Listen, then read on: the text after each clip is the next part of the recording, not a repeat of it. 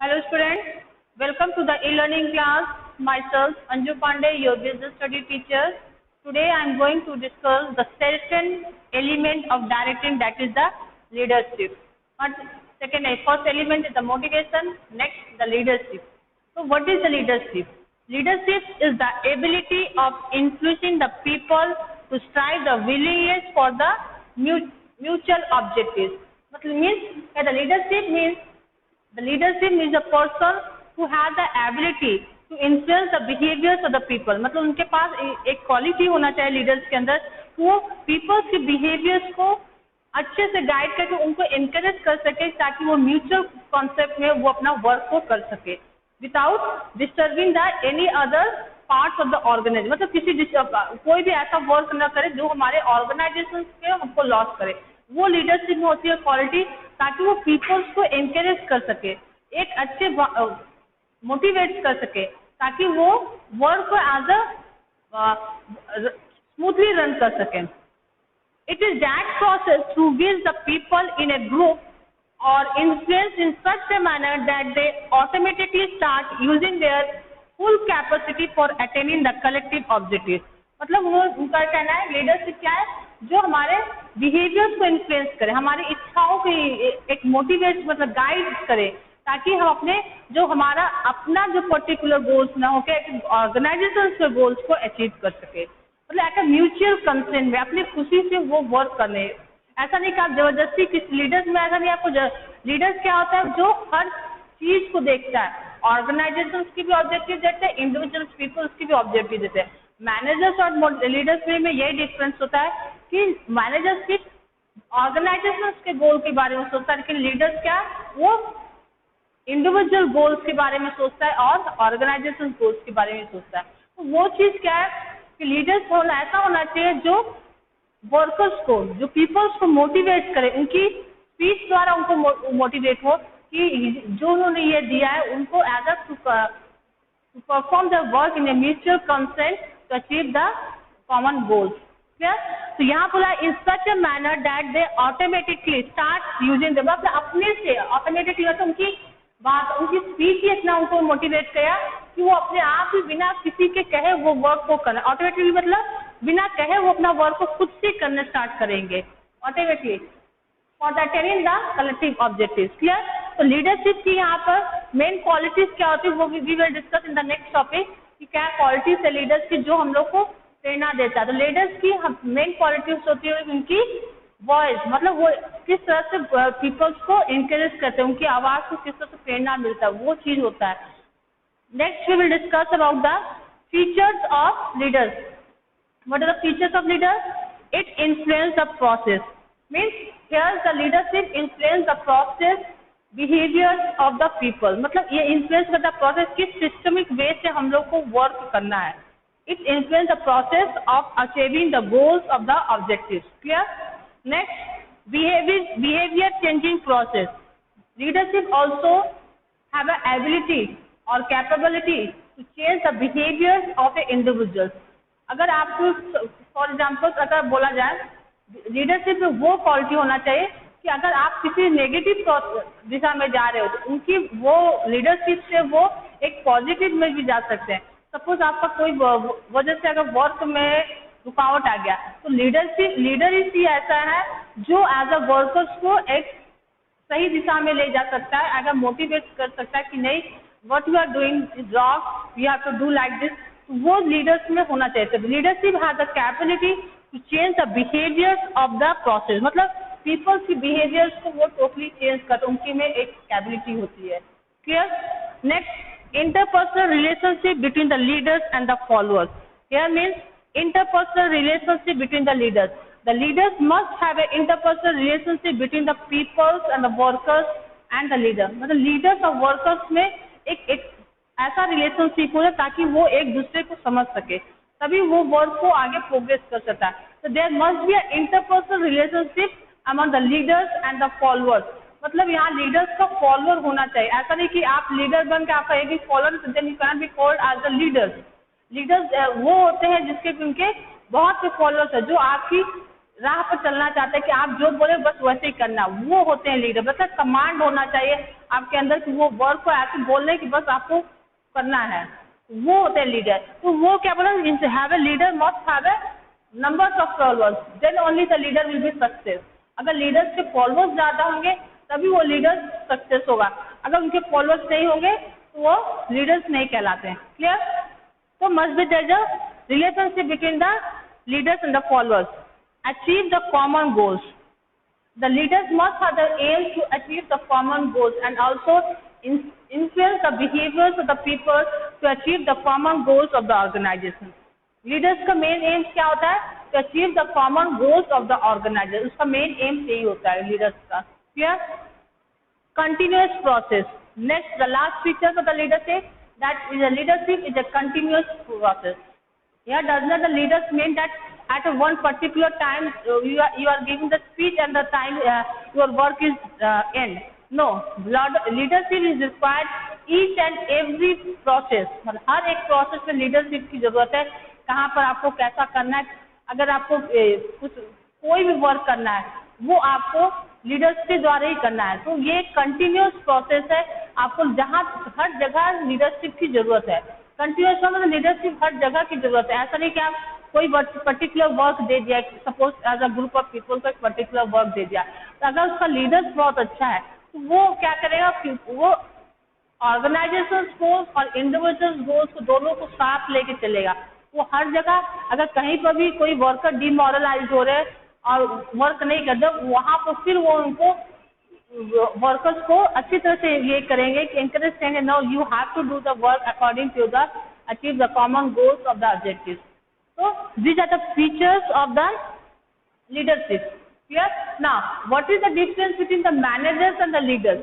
Managers भी तो होता है जो मोटिवेट करते हैं सबऑर्डिनेट्स को अपने अंडर में, लीडर्स भी होते हैं, लेकिन क्या उसमें डिफरेंस है? So let's see the difference between the managers and the leaders. A manager can be a leader as he has to influence the behavior of subordinates. A manager is called a leader as he has to influence the behavior of the subordinates. But the leader cannot be called a manager. Why is the leader cannot be called a manager? Because he is a informal. जरूरी नहीं कि leaders आपको जो is a formal way में मिले, वो informal way से मिलता है। तो मैनेजर जो होता है एक फॉर्मल वे में ऑर्गेनाइजेशंस में फेस होता है, लेकिन leaders as a informal way में फेस होता है। इसलिए मैनेजर को हम लीडर कर सकते हैं, लीडर को एज ए मैनेजर नहीं कर सकते हैं। Clear? They have a formal authority. The manager have a formal authority, whereas the leader has a informal authority of trust and faith. तो मैनेजर्स का एक formal authority given by the management, मतलब manager को एक authority management द्वारा दिया जाता है कि आपको इतनी ऑथोरिटी दिया, you have to perform only that particular types of work. But the leader does not have to be formal authority, it is on informal authority, जो हमारे ट्रूथ और फेथ पर विश्वास पर डिपेंड रहता है। आपको अगर विश्वास है तभी आप उसको लीडर मान सकते हैं, अगर नहीं है तो आप नहीं। तो leadership always based on the informal way. Next, the behavior toward the achievement of the organization goals. इनका मैनेजर्स का क्या था बिहेवियर, उनको ऑर्गेनाइजेशन गोल का अचीवमेंट करना है। Where the leader has a behavior toward the satisfaction every members of the group of the group goals. तो managers का एम क्या था, उनका एम है सिर्फ to achieve the organizational goals of the objectives, but the leader does not have only the achieve the organizational goals. He has to also see the individual goals also, मतलब अपने workers के, अपने subordinates के बारे में भी वो सोचते हैं कि वर्क को कैसे कंप्लीट करना है और how to perform that particular work. Clear? So student, come to our next topic, और next topic is the types of leadership.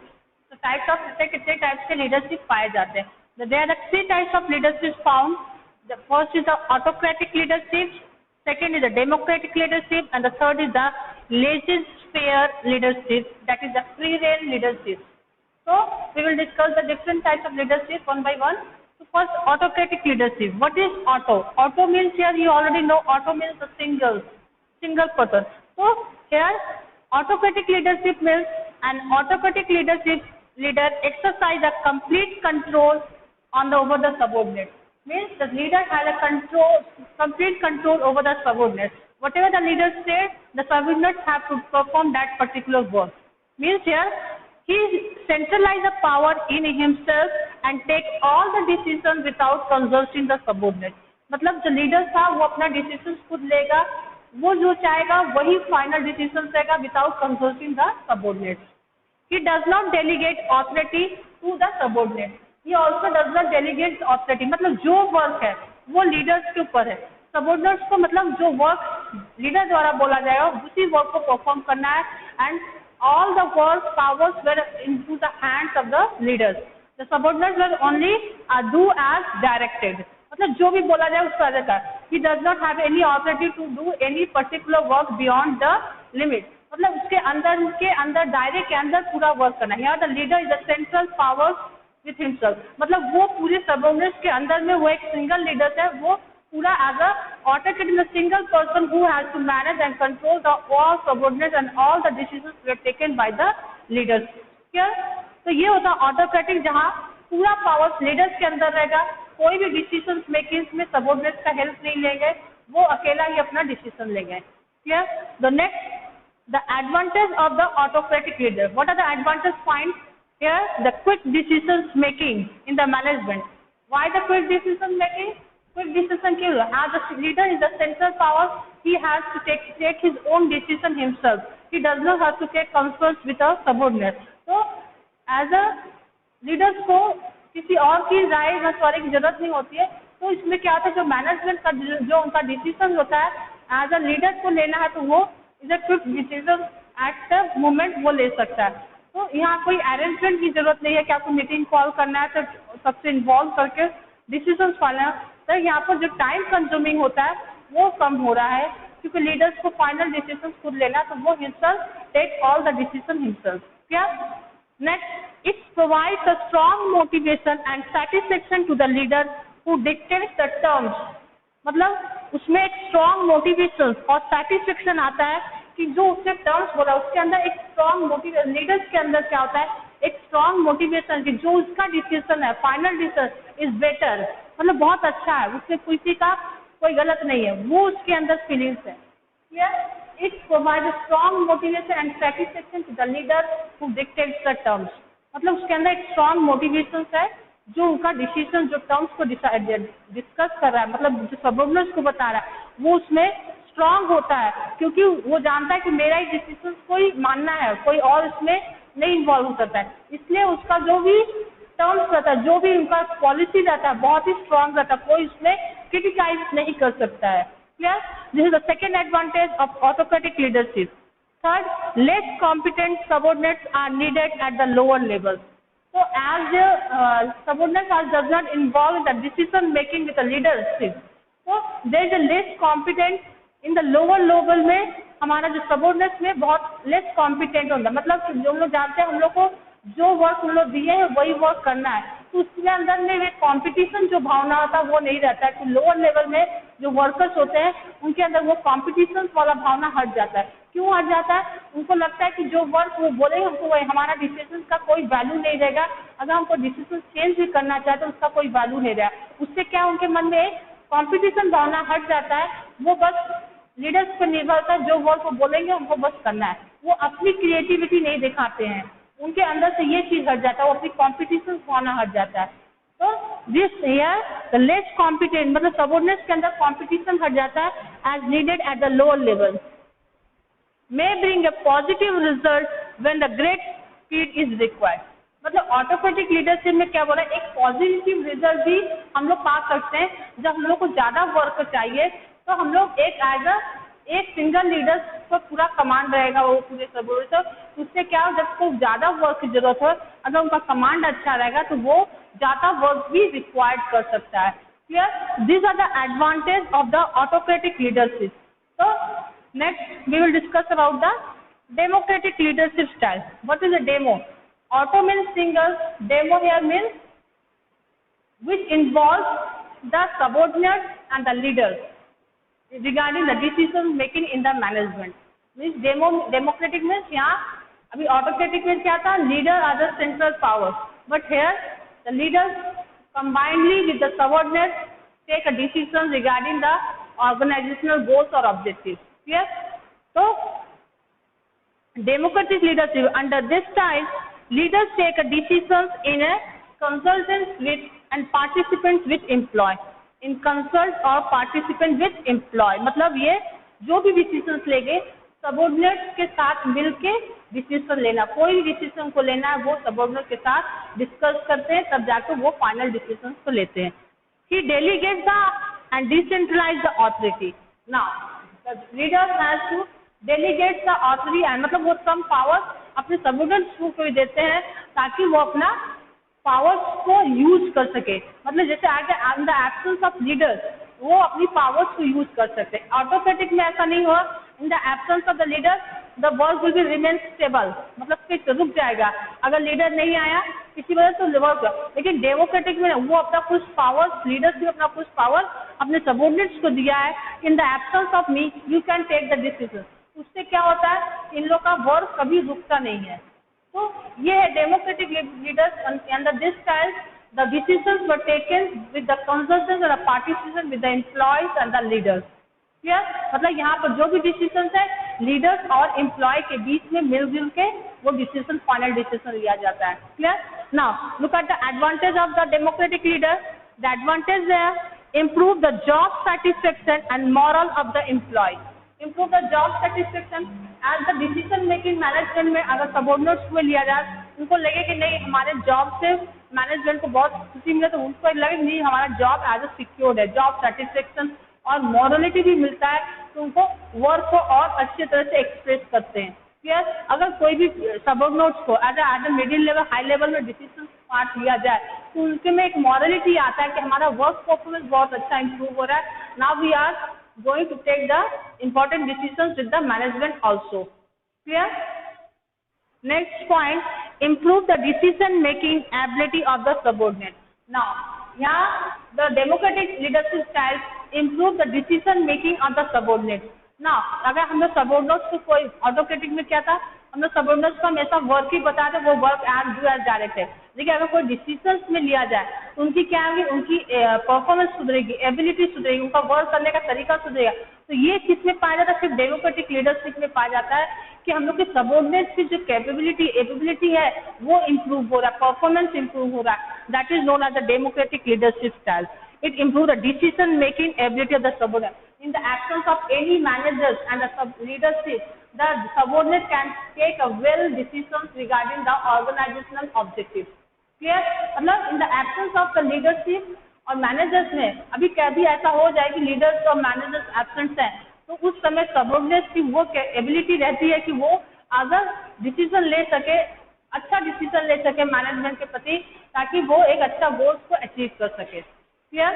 Next, quality of decision improve. Quality of decision also improve in the democratic leadership. Democratic leadership की quality improve हो रहा है क्योंकि यहाँ पर leaders under the controls of the subordinate take the, मतलब leaders अपनी qualities को सबऑर्डिनेट के साथ अपना शेयर करा, जो भी डिसीजन है सबऑर्डिनेट के साथ शेयर करा, तो उनसे एक तरह का उनका एक्सपीरियंस बढ़ रहा है कि आज लीडरशिप को कैसे हम लोग गाइड करते, कैसे मोटिवेट करते, कैसे पावर्स को इन्फ्लुएंस करते, वो चीज सबऑर्डिनेट्स को सीखने के मिला. इससे क्या रहा, उनका डिसीजन मेकिंग भी इम्प्रूव हो रहा है. तो this will only happen in the democratic leadership style, not in the autocratic leadership style. Clear?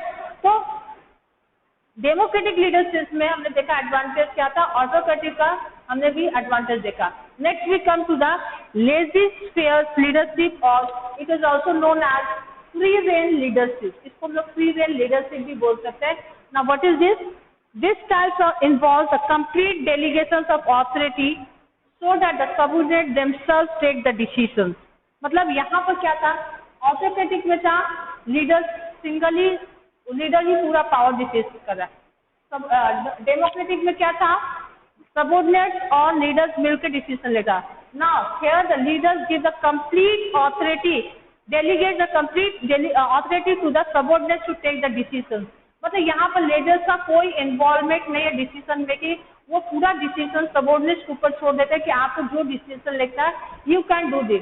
मतलब वो अपना कंप्लीट ऑथोरिटी डेलीगेट कर देता है as to the subordinates, can you can take the best decisions for the achieve the organisational objective. Clear?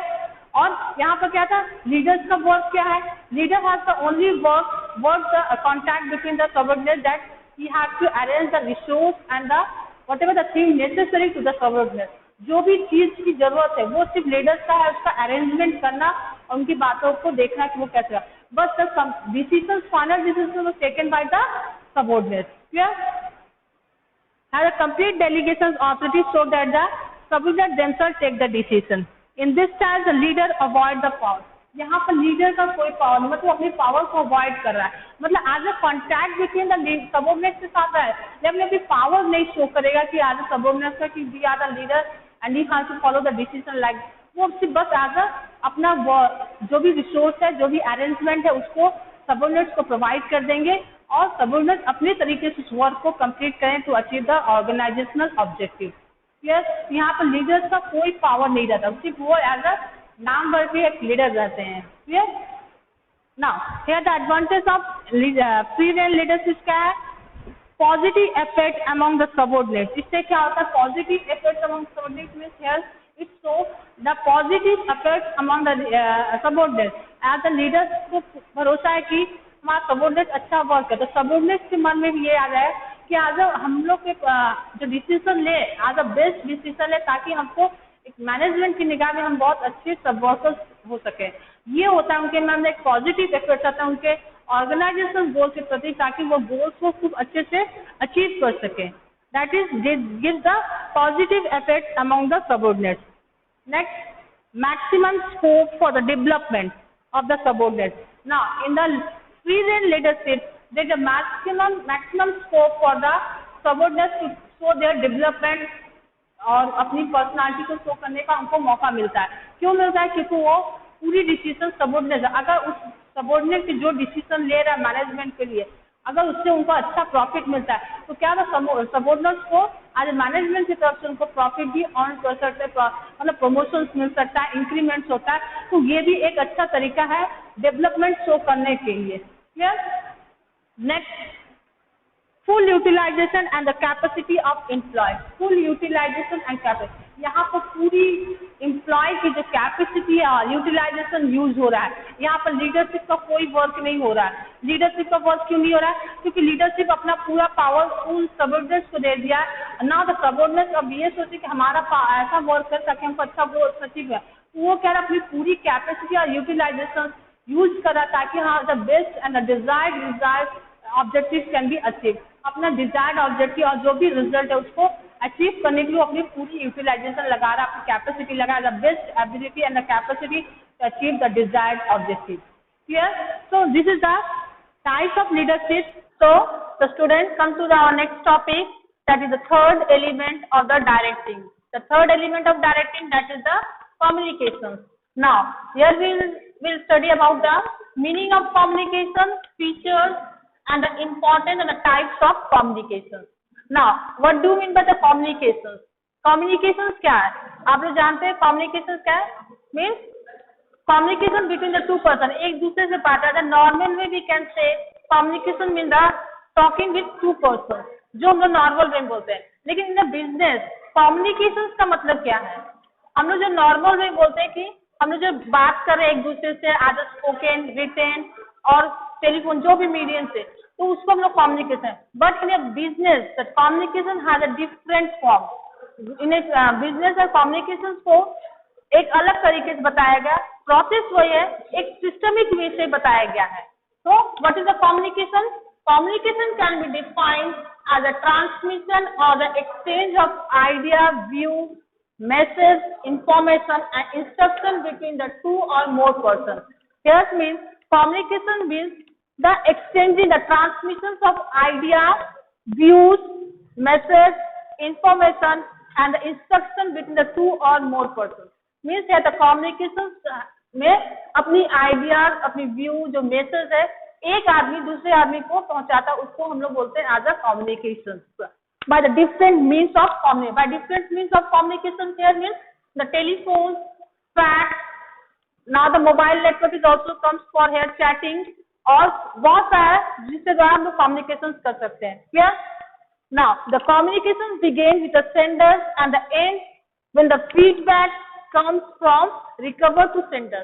Now in the business क्या बोला जाए, communication हम लोग जो बोलते हैं कि या तो नॉर्मल मैसेज क्या एक दूसरे से बात कर रहे हैं वो communication. Now but the real meaning of communication कि जब तक हम मैसेज एक सेंडर भेज रहा है और रिसीवर जब तक उसका आंसर नहीं भेज रहा है सेंडर को, तब तक कम्युनिकेशन हमारा कंप्लीट नहीं हो रहा है. So here the communication starts with the sender and end again with the receiving the message from the sender.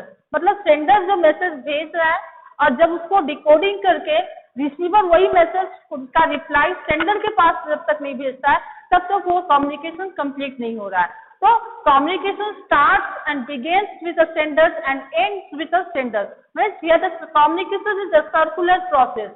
Means communication हमारा एक सर्कुलर प्रोसेस है जो सेंडर से साथ स्टार्ट होता है, पूरा कवर करता है, sending the message, media, encoding, decoding, और ये उसके बाद जब वो लास्ट में जब आता है सेंडर के पास reply message, then the communication is completed. तो कम्युनिकेशन जब तक कंप्लीट नहीं हो सकता तब तक वो जो रिसीवर अपना रिप्लाई सेंडर्स को नहीं पहुंचाता और सेंडर उस मैसेज को रिसीव नहीं कर लेता, communication will be never be completed.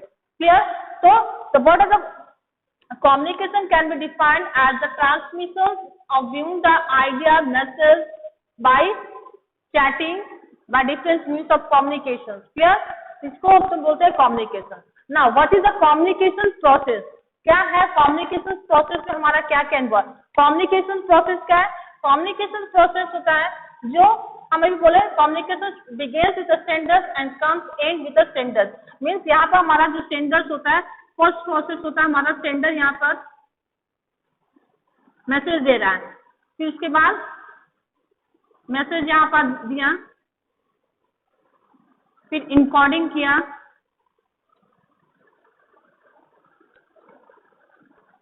Encoding के बाद मीन्स ऑफ कम्युनिकेशन आया,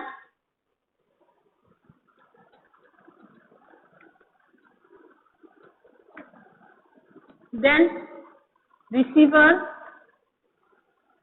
रिसीव किया मैसेज, फिर वो डिकोडिंग किया, then the message again come to the sender, ये फिर उसके पास आ गया. तो that is a complete process of the communication. इतने प्रोसेस के बाद जाने के बाद सेंडर के पास वो कम्युनिकेशन हमारा कंप्लीट हो रहा है. तो first we discuss about the different process. First sender communication process से फर्स्ट स्टेप कौन सा आता है, प्रोसेस आता है सेंडर. सेंडर फर्स्ट किसे कहता है, जो मैसेज किसी को देना चाहता है. The person who wants to give a message to the another person, wants to communicate the message to the another person is known as the sender. तो सेंडर जो मैसेज सेंड करता है उसे बोला गया. नाउ द मैसेज, मैसेज बोला कि क्या प्लान कर रहा है, what message we have to be send to the sender, मतलब क्या मैसेज उसको सेंड करना है. तो वो बाय द रिटन भी हो सकता है, ओरल भी हो सकता है, by the different showing the pictures, gestures, symbols भी आजकल आने लगे हैं, उसके द्वारा भी मैसेज सेंड किया जाता है. क्लियर? तो ये होता है मैसेज. उसके बाद इनकोडिंग.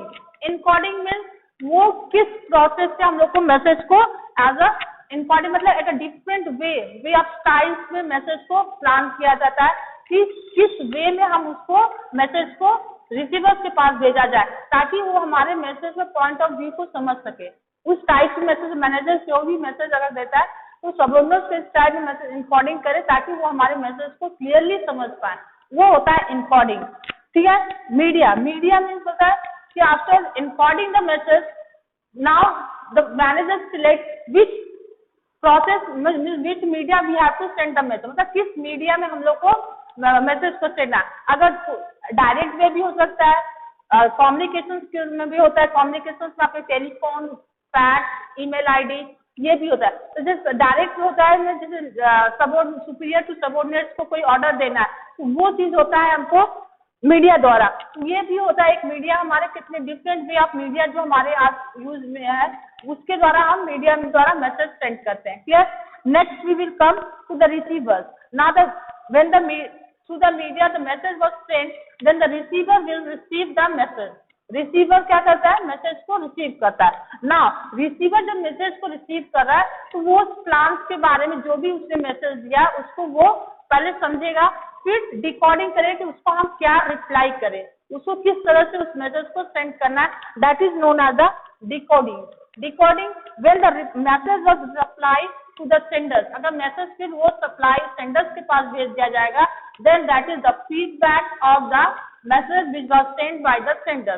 तो जो फीडबैक मतलब जो सेंडर्स को जो हमने मैसेज दिया था, अगर वो रिसीवर उसको डिकोडिंग करके मतलब उसके प्लान्स के बारे में जो भी दिया गया है उसको अच्छे से किसी अच्छा सा रिप्लाई दिया जाए कि उसको मैसेज कि हाँ आपके प्लान से हम सहमत है, जो भी उनका मैसेज है, अगर वो रिप्लाई दे रहा है it is concern that the message you have send as we are agree to, जो भी है उसका जो फीडबैक सेंडर के पास जा रहा है, then the whole communication process end, तभी हमारा कम्युनिकेशन प्रोसेस एंड हो रहा है। ऐसा नहीं अगर सेंडर के पास जाकर अगर मीडिया तक ही जाए तो हमारा कम्युनिकेशन एंड नहीं होता, हमारा communication start with senders and end with the sender, so it is a circular process of communication. Clear? Communication हमारा एक सर्कुलर प्रोसेस है जो सर्कुलर वे से मूव करते हुए उसी जगह पर आके रुकता है। Clear? Next we will come at the features of communication. Features of communications means, features of communication. Here, communications are involve two or more persons. Means communication cannot be used as a single person. मतलब communication कभी भी single person से नहीं होता है. Communication involves more than one person. मतलब communication कभी भी एक आदमी में नहीं होता है, उसमें दो persons involve होते हैं. More than two persons also involved in the communications also. Clear? So this is one of the features of the communication, that the communication involves more than two persons. Clear? Next, exchange of idea. Now, here the communications are involved to express your idea to the other person. मतलब communication exchange of idea मतलब अपनी idea point of view किसी के सामने प्रस्तुत कर, मतलब ये इस्तेमाल करना, यूज करना, उसको बोलते हैं एक्सचेंज ऑफ आइडिया। मतलब अपनी पॉइंट ऑफ आइडिया व्यू किसी और को देना कि ये पॉइंट ऑफ व्यू हमारा है, उसके लिए आप उसके सहमत हो कि नहीं, that is known as the exchange of idea. This is the second feature of communication, that the communication involves the exchange of idea between the two persons. Clear? Next, the mutual understanding. Now, how the communication involves the mutual understanding. Mutual understanding means if the sender wants to deliver some message to another person, then if the receivers have a mutual concern to receive that message, to listen the message, then only the communication can be communicated. But without mutual understanding, the communication cannot be move in the further process. मतलब बिना mutual understanding, अगर receivers और Sanders में mutual understanding रहेगा तभी हमारा communication process आगे बढ़ेगा, नहीं तो वो हमारा वहीं पर जाए। क्योंकि अगर सेंडर बहुत ही मैसेज सेंड कर रहा है, अगर रिसीवर उस मैसेज को रिसीव करके उसका कोई फीडबैक नहीं दे रहा है, सप्लाई उसका मैसेज का रिप्लाई नहीं कर रहा, तो हमारा क्या मैसेज वो कम्युनिकेशन नहीं होगा, वो उसमें म्यूचुअल अंडरस्टैंडिंग होना बहुत जरूरी। तो communication must involve a mutual understanding between the senders and the receivers. Clear? Next, the continuous process. Continuous process means here the communication also involves the continuous process means here once the communication was sent, message was sent, it does not the communication will come to end. After one communication, another message was come to give to the other person. मतलब एक message के बाद फिर दूसरा message आता है, वो होता हमारा communication is also a continuous process. मतलब ये लगातार यूज, ऐसा नहीं कि एक आपने मैसेज दे दिया उसके बाद आपका पूरा प्रोसेस स्टार्ट हुआ, नहीं, ये एक कंटिन्यूअस प्रोसेस, आपको लगातार उस मैसेज का रिसीविंग का मैसेज का इंफॉर्मेशन देना रहता है। Clear? Use of word as well as symbols. Now communication involves a word और एन यूज ऑफ सिंबल। मतलब कम्युनिकेशन हमारा मे बी ओरल हो सकता है, स्पोकन में, और रिटन में, लेटर, डॉक्यूमेंट्स में होता है, और सिंबल्स में भी हमारा मैसेज डिकोडिंग किया जाता है। सपोज हम लोग कभी काल हाथ से भी मैसेज कर सकते हैं, कोई सर हिला के, भी वो चीज अलग है अपना पर्सनल। लेकिन हमारे जो बिजनेस में भी है कुछ ऐसे सिंबल्स दिए जाते हैं जिससे हम लोग को हमारा कोड ऑफ लैंग्वेज बोला जाता है, जिससे हम लोग को बिजनेस की जो सीक्रेसी रहता है वो लीकेज नहीं होता। इसमें भी हम लोग का एक होता है कि हमारा जो सिंबल दिया जाता है जो बिजनेस के लिए, वो सिंबल भी यूज होता है। तो communication involve here the words as well as the symbol. मतलब कोई भी कम्युनिकेशन, कोई भी मैसेज को हम लोग सेंड करना है तो बिना वर्ड्स और सिंबल्स के वो मैसेज और सिंबल्स द्वारा सेंड नहीं कर सकते हैं। Clear? So communication must require a word or symbol to sending a message. Clear? Students, come to our next topic. Our next topic is there is the types of communication. There are two types of communication. First is formal communication and the second is the informal communication. Now what is the formal communication? The formal, आप लोग अभी सब लोग जानते हो formal और informal में क्या है. फॉर्मल होता है जब सिस्टमिक वे से किसी को प्रेजेंट करना, उसको बोलते हैं फॉर्मल. इनफॉर्मल में कैजुअल वे में प्रेजेंटेशन करना, उसको बोलते हैं हम लोग इनफॉर्मल. और इनफॉर्मल में ये डिफरेंस है. तो फॉर्मल कम्युनिकेशन, अब ये फॉर्मल में क्या है, सिस्टमिक वे ऑफ कम्युनिकेशन क्या होता है. तो जो ऑफिशियल वे में हम लोग एक कम्युनिकेशन भेजते हैं उसको हम लोग बोलते हैं फॉर्मल कम्युनिकेशन. मतलब एक पर्टिकुलर सिस्टम से लेटर द्वारा, फैक्स द्वारा, ईमेल द्वारा, मतलब सिस्टमिक वे से एक मैसेज किसी को देना, उसको हम लोग बोलते हैं फॉर्मल कम्युनिकेशन. क्लियर? तो formal communication refers to the official communication that takes place in the organisation. तो ये एक तरह का ऑफिशियल कम्युनिकेशन है जो हमारे ऑर्गेनाइजेशन में होता है. Clear? Formal communication generally take place in the written form. तो formal communication it generally form in the written form, मतलब रिटन वे में होता है हमेशा, कभी भी ओरल नहीं होता है, क्योंकि इनके लिए एक फॉर्मल कम्युनिकेशन का एक प्रूफ होना चाहिए, एक डॉक्यूमेंट्स होता है. इसलिए फॉर्मल कम्युनिकेशन हमारा एक रिटन वे में होता है, चाहे वो फैक्स द्वारा हो, ईमेल हो, कोई भी हो, उसका एक डॉक्यूमेंट मतलब प्रूफ होना चाहिए कि हमने एक मैसेज को सेंड किया है. Clear? Is written form such as issue of notice, letter, memo and document. तो different types of formal communication क्या है, किसी को भी नोटिस इशू करना, लेटर, मेमो और कोई भी डॉक्यूमेंट देना एक रिटन फॉर्म में देना, ताकि आपके पास प्रूफ रहे कि हाँ हमने ये मैसेज पर्टिकुलर कंपनीज, ऑर्गेनाइजेशन को दिया है, जिसके पास आपका प्रूफ हो. तो फॉर्मल कम्युनिकेशन क्या है, जिसमें आपका एक सिस्टमिक वे है, एक लेंथी प्रोसेस है कि सिस्टमाइज्ड वे से आपको हर चीज को करना है. ऐसा नहीं कि आपको किसी को मैसेज देना है बस फोन कर दिए कि ये मैसेज है, ऐसा नहीं. आपको फॉर्मल में सिस्टमिक वे, आपको हर वो रूल्स पैटर्न्स को फॉलो करना है कि किस वे से हमको मैसेज को करना है. अगर कोड लैंग्वेज है तो कोड लैंग्वेज में देना है, लेटर देना है, नोटिस देना, सब एक फॉर्मल टाइपिंग करके लेटर द्वारा, मतलब डॉक्यूमेंट पेपर अटैच रहता है जिसका हमारा प्रूफ रहता है, उसे हम लोग बोलते हैं एज अ फॉर्मल कम्युनिकेशन. तो फॉर्मल कम्युनिकेशन क्या है, it is one of the official documents और कम्युनिकेशन बिटवीन द ऑर्गेनाइज, मतलब ऑफिशियल डॉक्यूमेंट है जिसमें हम लोग ऑर्गेनाइजेशन में होता है, कम्युनिकेट होता है टू द सुपीरियर और टू द सबऑर्डिनेट. मतलब ये ऑर्गेनाइजेशन में ही होता है. As a generally we can not use a formal communication, मतलब जो हम लोग रिलेटिव फ्रेंड्स में जो करते हैं वो फॉर्मल कम्युनिकेशन नहीं कहा जाता. फॉर्मल कम्युनिकेशन जो स्कूल, ऑर्गेनाइजेशन में, कोई भी बिग ऑर्गेनाइजेशन में होता है सिस्टमिक वे से, उसे हम लोग बोलते हैं formal communication. Now the formal communication always flow in a system, मतलब flow from in one direction, या तो अपवर्ड से डाउनवर्ड जाएगा या डाउनवर्ड से अपवर्ड. जो भी मैसेज जाएगा एक सिस्टमिक वे से. तो they are 4 types of formal communication which are divided. First is the upward flow downward. Flow downward means downward communication, मतलब जो सुपीरियर कोई मैसेज अगर अपने सबऑर्डिनेट्स को देना चाहता है उसको हम लोग बोलते हैं as a downward. The message which is send by the superior to the subordinate in a view to performing the task, that is known as the downward communication. Downward superior अपने सबऑर्डिनेट को कोई message दे रहे हैं, उसको हम लोग बोलते हैं एज अ डाउनवर्ड कम्युनिकेशन. मतलब ऊपर से मैसेज नीचे को गया है या एक कोई ऑर्डर दिया गया है, ये टास्क आपको परफॉर्म करना है, वो एक रिटन फॉर्म में होगा. The particular task you have to perform within that particular time, मतलब एक पर्टिकुलर टाइम में आपको परफॉर्म करना है, that is the downward communication.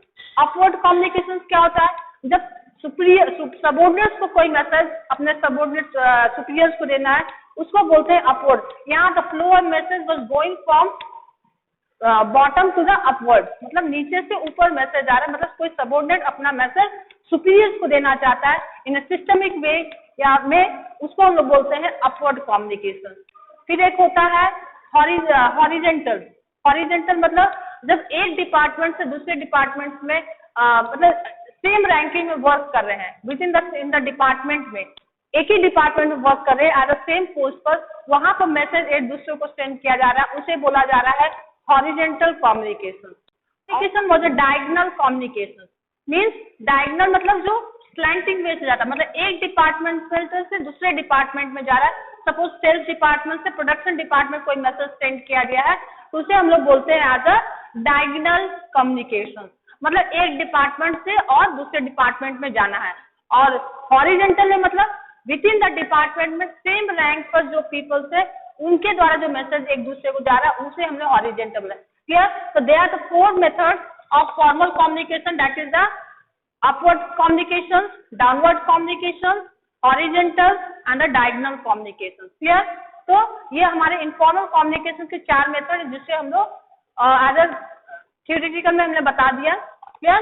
Next, that is the informal communication. Informal communication means a communication between the different member of the organization who are not officially, मतलब organisation में ही message है जो officially वे से कोई message नहीं दिया जा रहा है, एज अ पर्सनल वे में कोई मैसेज है उसको हम लोग बोलते हैं एज ए इनफॉर्मल। इनफॉर्मल में हम लोग बोलते हैं ना कि इनफॉर्मल वे हो, फ्री हो, कोई भी मैसेज है। तो ये होता है कि इनफॉर्मल में क्या होता है, जो भी ऑर्गेनाइजेशन डिफरेंट मेंबर जो ऑर्गेनाइजेशन में वर्क कर रहे हैं within the group of peoples है, वो अपने में कोई मैसेज एक दूसरे को सेंड करना है, उसे हम लोग बोलते हैं informal communication. Who are not officially attached to each other is known as informal communication. There is no fixed source of information under the informal communication, and informal communication can be moved in any direction. तो यहाँ बोला है यहाँ कोई fix source of information नहीं है।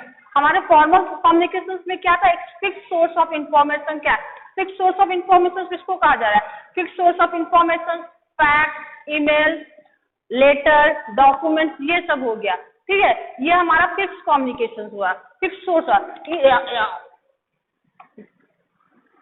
Under the informal fix source, और जो फिक्स सोर्स ऑफ इंफॉर्मेशन नहीं है जैसे गॉसिप, एक दूसरे से चैटिंग करना, वो सब हमारा फिक्स सोर्स ऑफ इंफॉर्मेशन नहीं है। मतलब एक सिस्टमिक वे नहीं है, मतलब एज अ जनरल वे में आप किसी से भी कम्युनिकेट कर रहे हैं, वो हमको बोलते हैं इनफॉर्मल कम्युनिकेशन। और informal communication can be move in any direction, ये किसी भी डायरेक्शन में जा सकता है, चाहे सुपीरियर सबऑर्डिनेट्स को दे या सबऑर्डिनेट सुपीरियर्स को दे या एक डिपार्टमेंट दूसरे, मतलब कोई भी ऐसा नहीं किसी को कोई मैसेज दे सकता है। That is known as the informal communication. So, you have know the difference between the formal and the informal communications? Clear? From this we will come to the end of this chapter. Now, if you have any doubts regarding this chapter, you can ask me. And before watching the video, you must read the book thoroughly. Okay? Thank you.